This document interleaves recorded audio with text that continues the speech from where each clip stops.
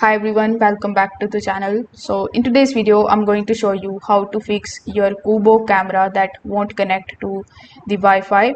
So first of all, what you need to do is you need to simply check the camera's status LED. If it is continuously blinking blue, it means the camera is waiting to be paired.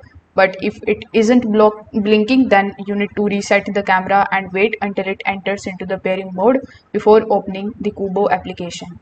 Now, once this is done, if the camera keeps saying the QR code not detected, you can just simply increase your phone's brightness in order to maximize and hold the screen about 6 to 8 inches away from the camera. Tilting the phone slightly often helps the camera to basically read the QR code faster.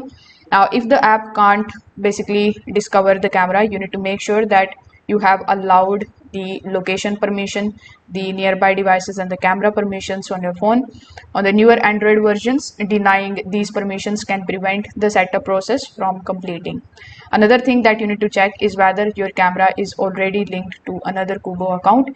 If it was previously registered, you will need to remove it from the old account of yours, or you need to ask the previous owner to basically unlink it before pairing it again. So if this video helped you out, make sure that you like this video and subscribe to the channel. Thanks for watching.